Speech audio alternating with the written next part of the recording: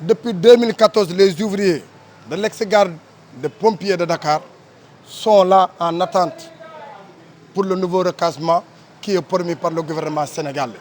Par son Excellence le Président de la République sénégalaise, M. Macky Sall, nous voulons lui rappeler une seule chose, que lors de la première pause des pierres des beaux maraîchers de Dakar, il avait promis à ses ouvriers qu'ils seront recasés dans un autre site, avec des mesures d'accompagnement de 93 millions pour dédommager comme les préjudices qui leur ont été portés.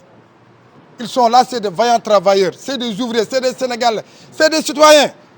C'est des gens qui ne ménagent aucun effort pour que le secteur artisanal automobile puisse quand même aller de l'avant.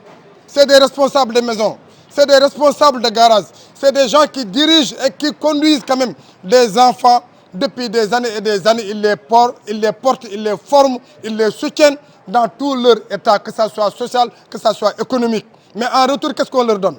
En retour, qu'est-ce qu'on leur paye? En retour, qu'est-ce que l'État fait pour ces ouvriers? Rien. Leur seul objectif, leur seul but, leur seule ambition, c'est de déguerpir ces ouvriers qui sont là.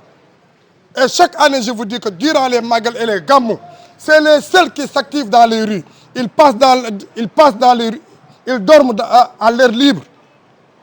Ils quittent chez eux, ils abandonnent leur famille, ils laissent leur garage, ils laissent leur famille derrière, uniquement pour être au service de la nation sénégalaise.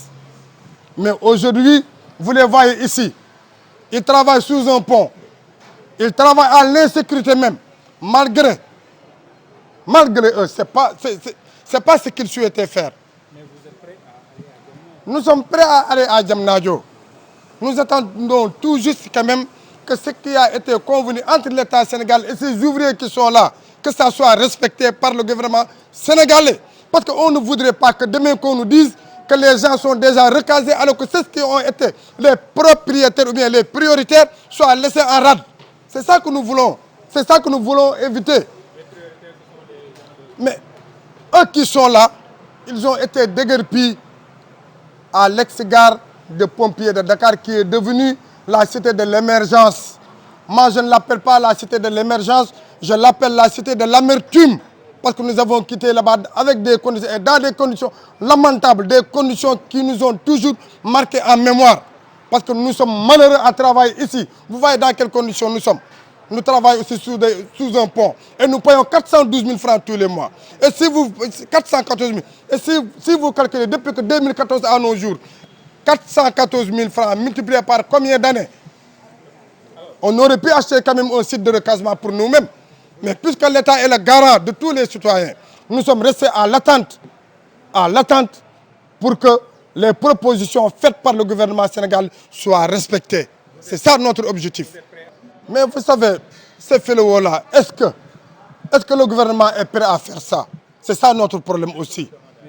Nous, on est prêt à partir. Mais la seule chose que nous souhaitons aussi, c'est la sécurisation après le déguerpissement. Parce que ce que nous invitons aussi, c'est le fait d'aller jusqu'à Diamniadio, courir des kilomètres, rester là-bas à mordre la poussière.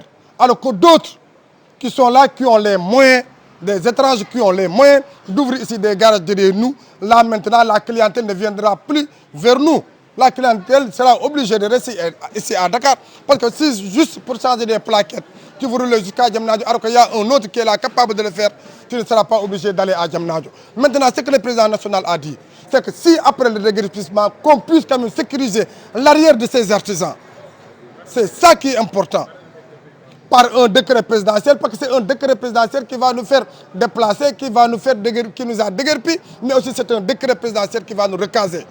Notre objectif, c'est ça. En ce qui concerne aussi le problème des tenues scolaires, le président national en a parlé tout à l'heure. Vous savez, quand le secteur de l'artisanat s'est battu...